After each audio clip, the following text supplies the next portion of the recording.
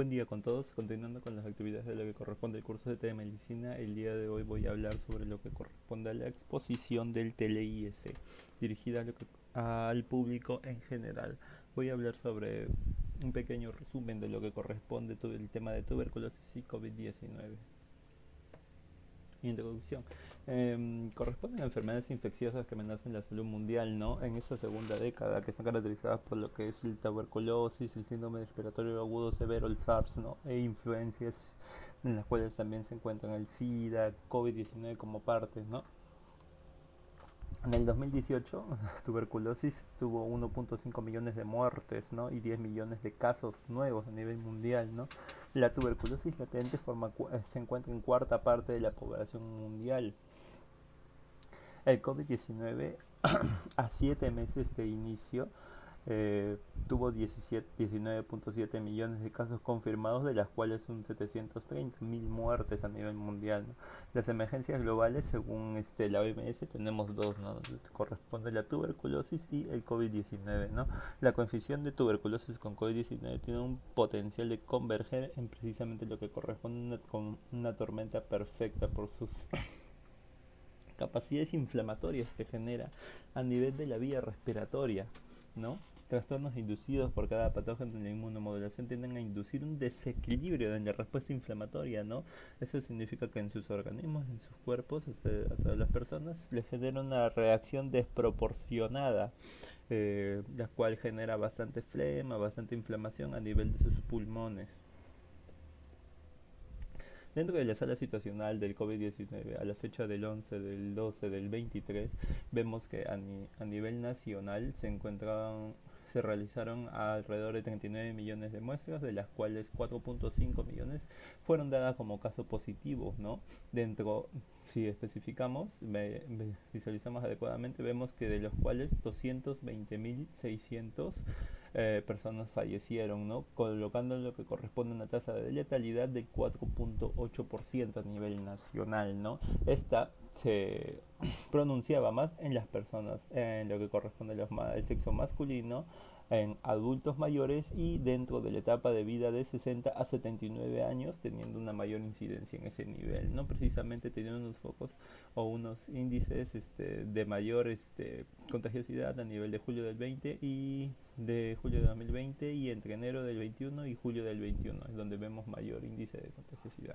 Y en cuanto a la tuberculosis, la vigilancia de tuberculosis, la cual se dio a nivel del 2018, dio a nivel general que había tuberculosis fue diagnosticada en 170.300 personas, ¿no? En total, desde el 2013 al 2018, en el 2018 hubo un 31.600 casos nuevos, enfocándose una gran cantidad, como podemos observar, como una zona de muy alto riesgo, lo que corresponde a la región de Lima, Callao, Ica, Ucayali, Madre de Dios y Loreto, siendo los puntos donde hay mayor personas con la enfermedad de tuberculosis, como lo vemos en las siguientes gráficas, ¿no? Teniendo un último repunte en los últimos años posteriores, como podemos ver en los 3 años posteriores, ¿no? 2016, 7, 18. Entonces, dentro de la etiología, ¿no? La etiología significa por qué está generado, ¿no? El COVID-19 está generado por un virus que se encuentra en la categoría de beta-cov de la familia Coronaviridae. ¿Ya? Es un virus de tipo ARN monocatenario, una cadena, ¿no? En sentido positivo, ¿no? Tiene un origen zoonótico, muchos explican que puede ser por el pangolín. La transmisión a través de las gotas respiratorias y el tratamiento es inespecífico, más que todo el tratamiento es sintomático del COVID-19, ¿no? Con analgésicos, antiinflamatorios, antipiréticos, ¿no? Tuberculosis está dado por el complejo Mycobacterium tuberculosis de la familia Mycobactericidae. Es una bacteria ácido alcohol resistente, o sea, no sufre daños cuando se limpia ciertas zonas con alcohol, ¿no? Son gram positivos, inmóviles y no formadoras de esporas, ¿no? Se dice que se encontraba incluso pacientes antes del neolítico, en lo que corresponden a algunos momias, ¿no? La transmisión se da en aerosoles y el tratamiento es específico. La replicación. ¿Qué es lo que pasa con el COVID-19 cuando entra en nuestro organismo? ¿No? Es una interacción del virus con proteínas en la superficie celular, ¿no? Va a ser una fusión, se van a unir las proteínas que se encuentran en las células, como vemos acá en el gráfico, esto sería una célula. ¿Qué es lo que pasa entre el COVID-19 y se une con esta proteína que está a nivel de la membrana, ¿no? Los cuales van a estar mediados por una proteína S y una hemaglutinina estereasa, ¿no? Y la proteína S tiene dos partes, ¿no? Que sería un dominio S1 y un dominio S2. En el dominio S1 está importante el terminal AC2, ¿no? El cual se encuentra en múltiples estructuras en nuestro organismo. Por eso es que el COVID-19 no solo ataca lo que serían los pulmones, ¿no? También tenía actividad en diferentes puntos de nuestro organismo, que son los riñones, los pulmones, también a nivel de las espermatogonias, por ejemplo, ¿no? Es importante para todos nosotros conocer esto. Lo mismo que de una forma similar, ¿qué es lo que pasa con la tuberculosis? El Mycobacterium tuberculosis codifica el complejo ESX1, ¿no? Lo cual va a generar una lisis de la pared celular de los macrófagos y promover una translocación citosólica. Perdón, citosólica. El tiempo de generación va a ser corto, de 24 horas para que se genere una replicación, ¿no? Duplica su material genético y su biomasa, ¿no? Las copias de ADN se segregan en nucleoides que se encuentran en los polos de cada célula. Y esto va a dar que la tuberculosis se multiplique, se multiplica a nivel de cada célula que nosotros tenemos a nivel del pulmón, en cada neumocito, como podemos observar aquí. Ya, los macrófagos responden produciendo especies reactivas de oxígeno y óxido nítrico, con un ambiente deficiente en oxígeno y un metabolismo anaeróbico, lo cual va a generar también tuberculosis latente, como vemos en este punto. La transmisión del COVID-19 va a darse como un contacto con el agente causal, ¿no? Y puede difundirse entre los seres humanos. El infectado expone gotitas respiratorias de 5 a 10 micras de diámetro que ingresan por la nariz o la boca de los individuos cercanos, ¿no? Y estas entran a lo que corresponden los receptores AC2, como les expliqué, que se encuentran en los intestinos también, riñones también, corazón también se encuentran, además del esófago y pulmones, ¿no? En cuanto a la TB, la forma de propagación va a ser muy similar, ¿no? Se transmite por bacilos patógenos y a través de la expectoración y precisamente también de los estornudos, muy similar a lo que corresponde al COVID-19, ¿no? Y se propaga al aire a través de los núcleos de gotitas. Estas van a medir de 1 a 5 micras de diámetro, ¿no? 1 a 3 células bacterianas son las que van a transmitir, ¿no? Invaden macrófagos de los alvéolos y causan precisamente la infección en las personas.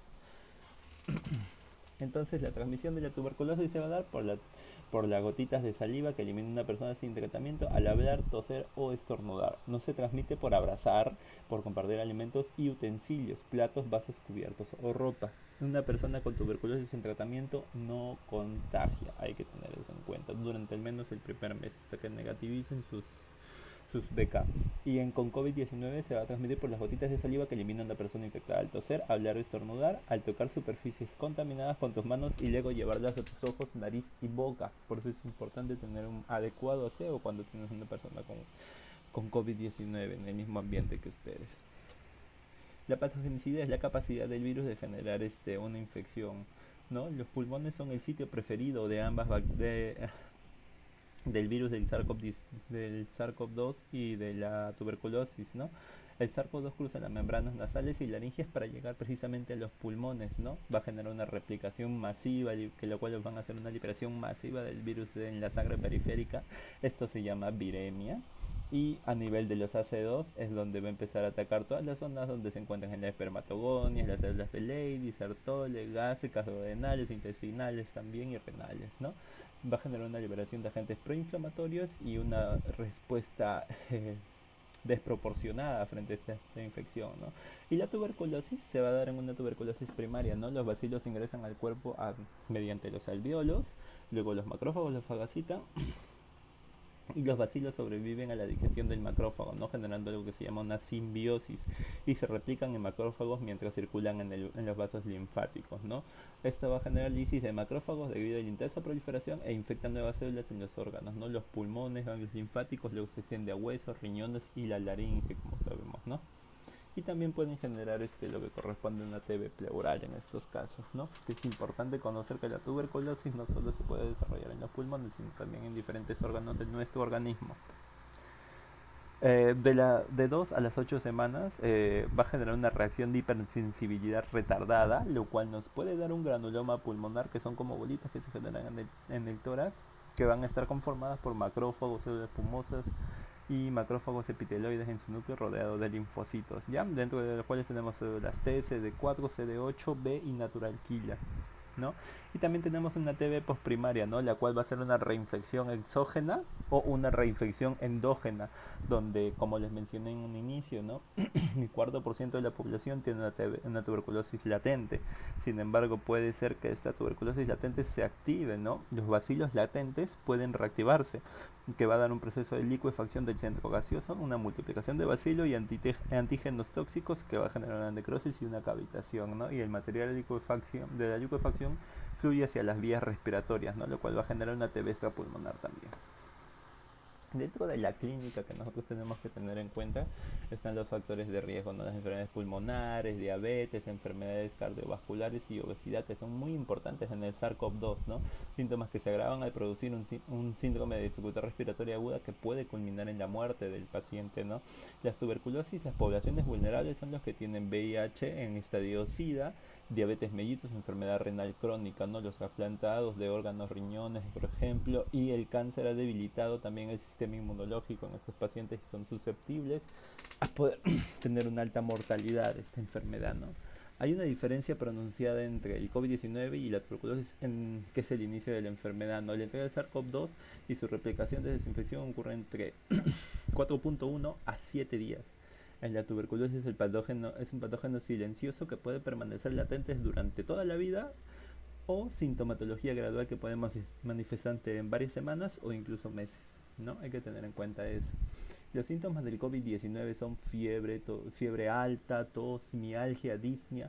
Es característico que estos virus te generen una clínica sistémica. ¿Qué significa? No solo vienen con tos, no solo vienen con rinorrea, no solo vienen con moquito, sino también te generan mialgias, cansancio, ¿no? Síntomas sistémicos.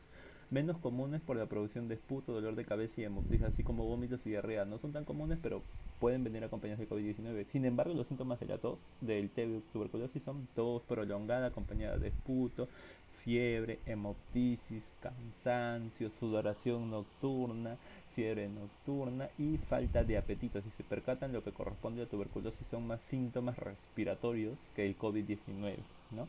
COVID-19 impacta fuertemente causando una neumonía afectando 3 lóbulos en promedio del pulmoncito. Hallazgos anormales vamos a ver que se dan con lo que corresponde que a nivel del pulmón se ven señales blanquitas, ¿no? Imágenes radiopacas nosotros le decimos, ¿no? Que nos pueden producir incluso toditito, el pulmón esté ocupado por una infección, ¿no? La tuberculosis tenemos que la lesión inicial nos va a generar derrame pleural, cavidades pulmonares, linfadenopatías, ganglios inflamados, ¿no? Y ambas condiciones tienen una población precisamente asintomática, que hay que saber, ¿no? En personas con síntomas de tuberculosis avanzada son capaces de mandar 1.5 a 4 mil millones de bacilos cada día, hay que tener en cuenta esto, ¿no? Entonces tenemos los síntomas. Los síntomas comunes de lo que corresponde al COVID-19 es goteo nasal, tos, dolor de garganta. Y los graves que debemos tener en cuenta son la fiebre alta, una neumonía, una insuficiencia respiratoria aguda, ¿no? Y los síntomas siempre tenemos que tener en cuenta que pueden aparecer de 1 a 12 días del inicio del contacto con lo que corresponde al virus. Y aquí unas pequeñas imágenes que nos van a ayudar precisamente a poder encontrar los patrones alveolares que nosotros vamos a ver en los procesos respiratorios, en este caso bajos, ¿no? De lo que corresponde a una neumonía, ¿no? Como engrosamiento periliar, múltiples imágenes radiopacas de bordes mal definidos en una región iliar, pariliar, acompañada de alguna que otra telectasia en estos puntos, ¿no? Y acá múltiples imágenes también que nos pueden en donde podemos visualizar también múltiples cúmulos, radiopacos, pariliares, en este caso sería izquierdo, ¿no? Que sería en relación a un patrón alveolar que nosotros lo usamos para describir una neumonía en los pacientes, ¿no? Igual acá con múltiples micronódulos de distribución difusa en lo que corresponde al hemitórax izquierdo, ¿no? Y en las radiografías de abajo también vemos cosas similares. Y el tratamiento del COVID-19, a diferencia de la tuberculosis, Hay que recordar que COVID-19 es una enfermedad viral, ¿no? Por lo cual lo que nosotros vamos a recetarles a ustedes va a ser un tratamiento más que todo de soporte, ¿no? Analgésicos, antipiréticos, antihistamínicos. Eso es lo que nosotros vamos a, a recetarle más que todos ustedes, ¿no? También corticoides cuando la reacción inmunológica se descontrola, ¿no? En cambio, la tuberculosis va a ser una modificación de respuesta inmune mediante el uso de terapias, ¿no? Consiste en administrar pequeñas moléculas que actúen modulando las funciones del huésped y van a contrarrestar las especies reactivas de oxígeno como citoquinas, inducción a la autofagia y síntesis de péptidos, que hemos visto que nos genera el daño de la tuberculosis cuando hay una reacción a nivel de los macrófagos, ¿cierto? Y hay que tener en cuenta que se planteó precisamente una estrategia que se llama MTV, ¿no? Que está en vigor desde 2016 y busca diagnosticar y tratar los casos infecciosos hasta reducir la incidencia en un 90%, ¿no? El objetivo era eliminar la tuberculosis al 2035, ¿no? Como lo vemos es muy poco probable, ¿no? Y la OMS sospecha que ha aumentado el número de muertes por tuberculosis debido a la pandemia, ¿no? La reducción del 50% de la atención global durante 3 meses de un confinamiento podría aumentar el número de muertes hasta un 26%, y las naciones más afectadas por la tuberculosis, los casos se centran más que todo en grupos vulnerables, ¿no? Y hay que tener en cuenta el impacto que ha tenido lo que corresponde al COVID-19 con en lo que es la tuberculosis, ¿no? Lo cual va a generar una actualización del diagnóstico y el tratamiento. Los países como el nuestro, como una infraestructura de diagnóstico precaria, sufren para identificar esas infecciones, ¿no? También para dar una terapéutica y para solucionar un adecuado pronóstico en el paciente, ¿no? Y la adherencia y la continuidad del tratamiento de tuberculosis se ven afectadas por la falta de recursos, medicamentos, insumos médicos, movilidad y todo eso, los cuales nosotros tenemos que tener siempre en cuenta cuando, por ejemplo, tenemos familiares o conocidos los cuales tienen este tipo de infecciones. Lo que corresponde a la vacuna de la BCG, se conjetura que en los países sin un programa de vacunación de BCG muestra un mayor número de personas afectadas por SARS-CoV-2 y una mortalidad 5.8 veces menor con vacuna, ¿no? Reduce la mortalidad infantil por infecciones diagnósticas distintas de la tuberculosis debido a un posible efecto heterólogo, ¿ya? Por lo cual es muy importante que todos los bebés recién nacidos se vacunen con la vacuna de la que corresponde la BCG, ¿no? Debemos de concientizarnos con ese tipo de vacunas para nuestros familiares, ¿no? Y las conclusiones serían que el tuberculosis y COVID-19 son etiológicamente diferentes, pero atacan selectivamente los pulmones y nos generan varios síntomas similares, ¿no? La tuberculosis puede tratar con una variedad de medicamentos y su efectividad se ve contrarrestada por su uso inadecuado y su evolución del bacilo. Por eso si alguna persona sale diagnosticada con tuberculosis debe de seguir su tratamiento muy específico como nosotros le hemos indicado, tomarlo diario siempre, ¿no? Y acudir al centro de salud a realizar la toma de este tipo de tratamiento como nosotros le hemos estipulado y como le indicamos al momento de iniciar el tratamiento, ¿no? El COVID-19 no tiene una terapia definida, pero afortunadamente hay casos de muy buena recuperación, ¿no?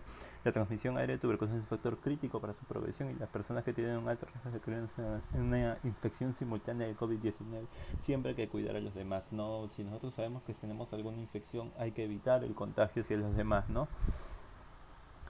Por lo cual es muy importante que se dé un manejo y un tratamiento adecuado de cada una de estas infecciones, ¿no? Y a las personas precisamente que es para la población general se deben de encargar de precisamente prevenir los mayores contagios hacia demás personas. Eso sería todo lo que les he traído el día de hoy. Muchas gracias.